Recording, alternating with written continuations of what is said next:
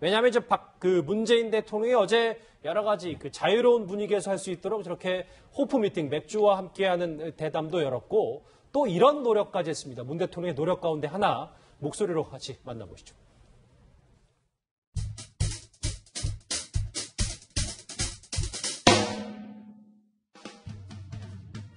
지난주에 손자 보셨잖아요. 이 손자, 손녀가 아들, 딸하고 또 다른데. 우리 부회장님은 직원들에게 늘 피자 주문하셔가지고 피자 CEO 그런 별명이죠. 좋아하죠. 그러면 그 다음에 또 더 잘하고 또 다른 데서 잘하면 다른 데서 서로 경쟁도. 한 회장님은 저는 요즘 이제 젊은 사람들이 깍두기를 가뚜기. 네, 굉장히 부럽습니다.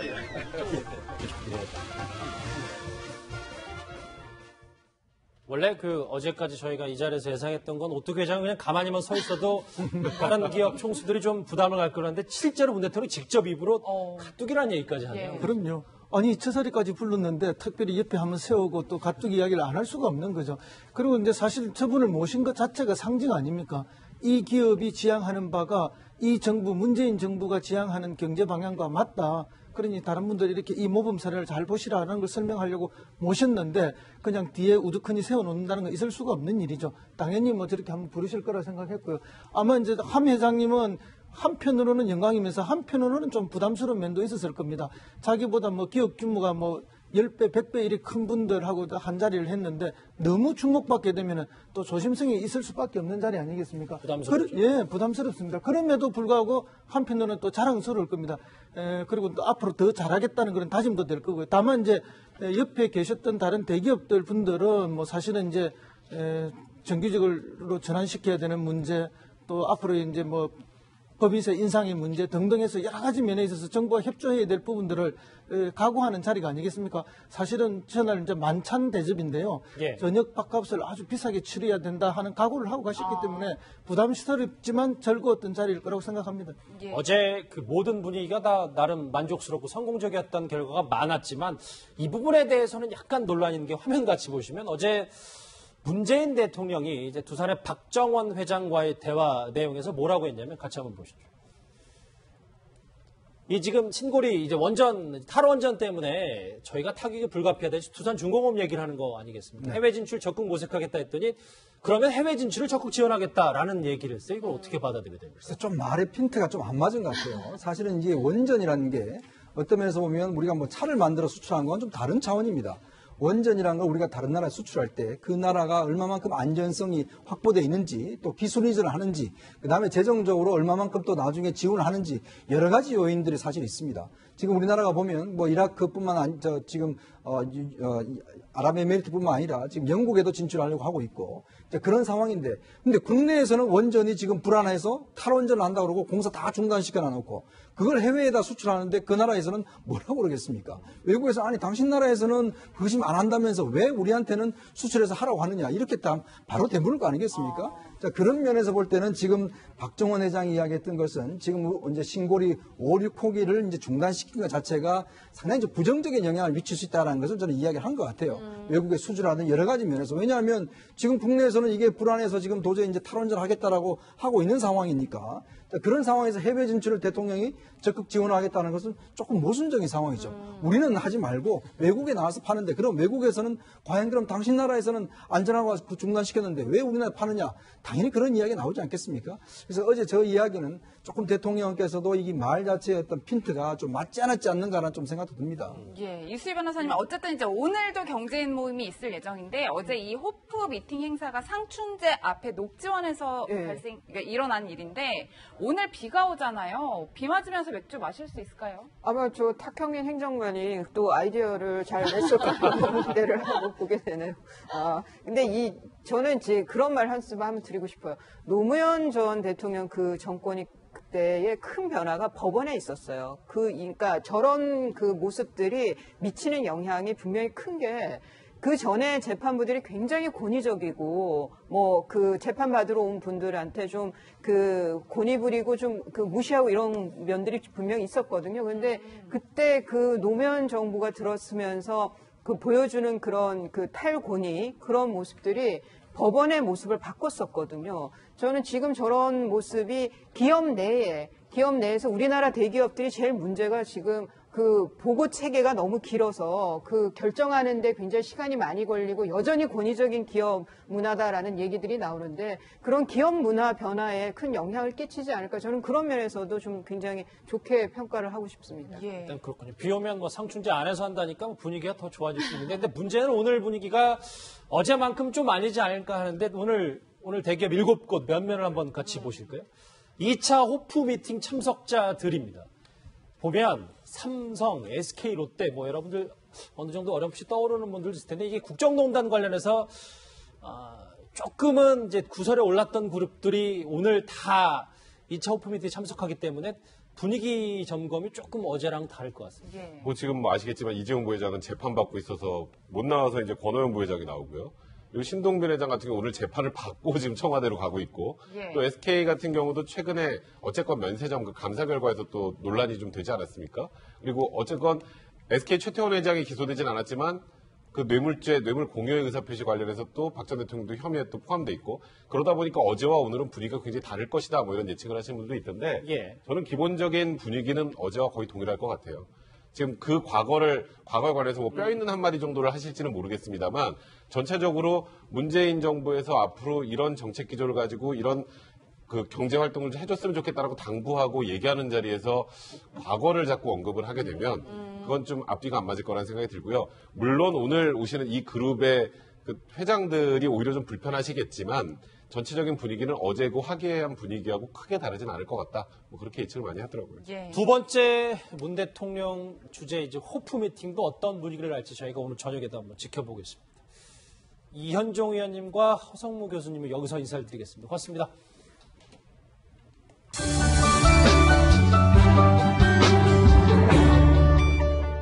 청와대로 가봅니다. 주제는 바로 이겁니다.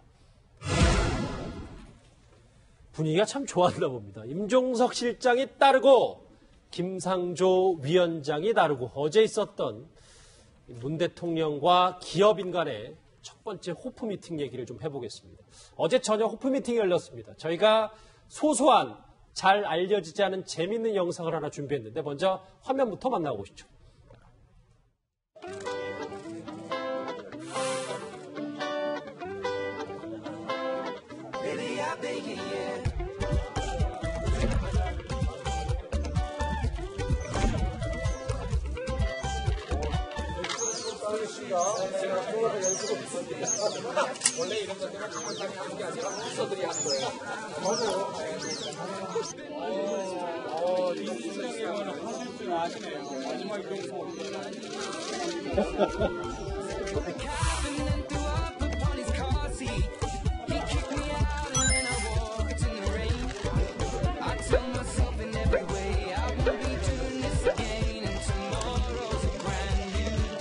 맥주 말고 이쪽으로 오시죠.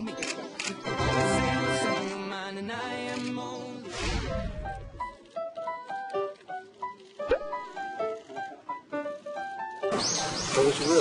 앞으로는 이렇게 나오는데 반대로 반대로 거품이 나옵니다.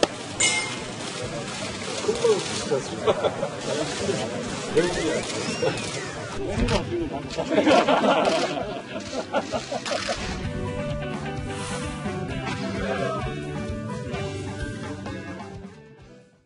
저 영상으로 맛만 봤고요. 이제 그 얘기를 해볼 텐데 허 교수님 그런데 전 처음 한 게 문 대통령이 그렇게 맥주를 즐겨 마시지는 않는다는 얘기가 있어요. 예, 뭐 이 술에 대한 취향도 나이가 들면서 많이 바뀝니다. 젊은 시절에는 뭐 청량감이라든지 포만감 이런 것 때문에 맥주를 되게 좋아하지만 예. 나이가 들면은 이제 배부른 거 싫어하니까 소주를 이렇게 취향이 많이 바뀝니다. 실제로 문 대통령하고 술자를 해보셨었잖아요. 예, 몇 번 해봤죠. 근데 이제 뭐 첫 장 같은 경우에는 맥주를 이렇게 건배를 하고 이렇게 하시지만 나중에 가면 이제 소주를 이렇게 바꿔서 드시고 이러는데 소주도 뭐 별로 많이 드시지는 않습니다. 제가 볼 때는 반병에서 한 병 사이 정도, 그런 정도 드는 거고, 뭐 실제 모임을 위해서 억지로 술을 마시는 거지 술 자체를 좋아하시는 분은 전혀 아닙니다. 예. 백 변호사님 이제 어제 마신 맥주에 대해서도 관심이 참 많은데 뭐 맥주계의 오뚜기다 뭐 이런 얘기들이 있어요. 그러니까 원래 이번에 그 참여하는 대기업 중에 롯데는 맥주를 만들잖아요. 그래서 그쪽에서 맥주를 제공하지 않을까 뭐 이런 얘기가 있었는데 문 대통령이 확실하게 이번에 기업 총수들한테 메시지를 주기 위해서 이런 것 같아요. 이 지금 중소기업인데요. 한 30명 좀 남짓하게 직원들이 있는데 전부 정규직입니다. 그러니까 지금 문 대통령이 공공기관 비정규직 정규직 전환 얘기하고 그리고 사기업들도 앞으로 이제 자꾸 정규직으로 전환하라는 그런 메시지를 여기서 한번 보여준 것 같고 오뚜기 회장이 어쨌건 이 15대 기업 안에는 사실 오뚜기가 들어오기 힘들죠. 그럼에도 불구하고 초청했다라는 것 그 자체가 지금 이 맥주 회동을 하고 있는 이 대기업 총수들에게 확실한 메시지 지금 문재인 정부에서는 이런 방향의 정책 기조를 가지고 있다는 것을 알려주는 하나의 그런 모양새가 아니었나라는 생각이 좀 듭니다. 저는 문 대통령이 저번에 이재명 시장하고 안희정 지사 같이 맥주를 같이 한 것도 그렇고 이번에 들어서 맥주를 진짜 좋아해서 그런 줄 알았더니 저 세븐브로의 저런 의미도 있었군요. 위원장님. 네. 그런데 임종석 실장과 장하성 실장, 김상조 위원장이 저렇게 발벗고 나서면 도대체 뭐 기업인들은 어떻게 좀 잘 숫자를 발 수 있는 겁니까? 참 저는 보면요. 저기 어제 행사도 사실은 이제 탁현민 행정관이 기획하고 예. 준비를 한 거거든요. 왜 문재인 대통령이 그렇게 지금 탁현민 행정관을 좀 내보내 하는데 그렇게 인사를 하지 않는 이유가 바로 저기 있습니다. 그러니까 보면 이런 행사 하나가 보면 말보다는 저런 것들이 가지고 있는 메시지가 굉장히 강렬하거든요. 사실 어제의 메시지는 오뚜기와 저 맥주로서 이제 끝난 겁니다. 사실은. 결국은 뭘 요구하겠습니까? 뭐 오뚜기 회장을 온 것 자체로 보면 그거 자체가 메시지거든요. 맥주를 예를 들어서 뭐 클라우드나 이런 거 선택 안 하고 저렇게 수제 맥주를 선택한 이유. 갑자기 상호를 말씀하시면 어떡합니까? 죄송합니다. 그 어제 뭐 오시는 분이 있어서 아니 예. 저런 거 보면 그러니까 저기서 다 이야기를 하는 것이죠. 저기 또 그리고 어제 공정거래위원장하고 비서실장 그다음에 이제 청와대 정책실장이 다 서빙하는 거 있지 않습니까? 예. 저분들이 어디 가서 서빙 하겠습니까? 그러니까 그만큼 재벌 회장들한테 저 서빙하는 그 대가가 다 있는 것이죠. 그러니까 그렇다고 보면 어제는 사실은 말보다는 저런 형식과 가지고 있는 분위기 자체가 보면 결국 이 정부 하에서 어떤 식으로 앞으로 가야 될 것이며 또 뭘 요구하는지 저런 것들을 사실은 무언중에 이야기하고 있는 것이거든요. 아마 그런 면에서 어제 저 김상조 위원장이나 임종국 실장들이 발벗고 나서서 하는 것 자체가 보면 다 저기 숨어 있는 메시지들이 있는 것 같습니다. 그러니까 여성관 논란을 떠나서 탁현민 행정관의 능력은 인정하시는 거네요. 그렇죠. 끝입니까? 아니, 그렇습니다. 그럴 수밖에 없는 예. 것이요. 뭐, 탁현민 행정가 공연기획가 아닙니까? 아마 뛰어난 공연기획가는 많이 있을 겁니다. 그 뛰어난 공연기획가 중에서 그런 공연을 정치적 의미, 정치적 상징으로 연결시켜서 저렇게 할 수 있는 사람은 결코 많지 않다. 결국 문재인 대통령도 과거 후보 시절이나 의원 시절에 그렇게 뭐 부침성이 뛰어나고 정치적으로 아주 순발력이 뛰어나고 뭐 말씀을 잘하시고 이런 분이 아니었지 않습니까? 그런데도 대통령 후보로서 이미지를 만들어내고 당선까지 시켜오는 과정에 탁 행정관의 그런 여러 가지 기획력들이 또 그것을 정치적으로 조합시키는 능력이 있었기 때문에 대통령께서도 쉽게 결정을 못 내리는 부분이 아닌가 그렇게 봅니다. 지금 저기 화면에 쭉 보시면 이제 주방장 모자를 쓴 저 흰색 모자를 쓴 저분 방랑식객으로 유명한 임지호 셰프인데요. 임지호 셰프가 어제 안주 이 거리에 대해서 이런 얘기를 했습니다. 목소리 한번 같이 들어보시죠. 무 같은 경우도 이게 우리가 여기에 섬유질이 풍부하고 그 해독작이 살아가는데 어려움이 많고 뭐 이런 부분들을 이걸 통해서 이렇게 풀어가자는 의미로 이렇게 한번 만들어봤습니다. 청와대 요 주변에 아직 사용해봤습니다. 모두 건강하시고 또 서로가 이렇게 잘 들어가셔서 좋으시라고 이렇게. 예, 이수희 변호사님 네. 어제 신세계 정용진 부회장도 이제 이 자리에 참석을 했는데 SNS를 오전에 확인해 보니까 사진과 함께 소회를 남겼더라고요. 그런데 뭐 허심탄회하게 소통도 할 수 있는 값진 시간이었고 감사드리고 일자리 창출을 위해 앞장서겠다. 뭐 이런 글을 올렸어요. 이 정용진 신세계 부회장이 워낙 이제 SNS 활동을 잘하는 걸로 유명하기도 하지만 저는 이렇게 발빠른 이 리액션이 뭐 기업들이 숙제를 안고 왔고 거기에 대한 이제 그 과제 제출을 우선은 SNS로 한 것 같습니다. 일자리 창출 앞장서겠다고 했고, 뭐, 다른 이제 그 권오준 포스코 회장도 임원 회의에서 아주 좋은 그 느낌을 받았다. 또 문재인 대통령이, 뭐, 국내 기업 육성이라든가 이런 데 아주 강한. 잠시만요, 이수배.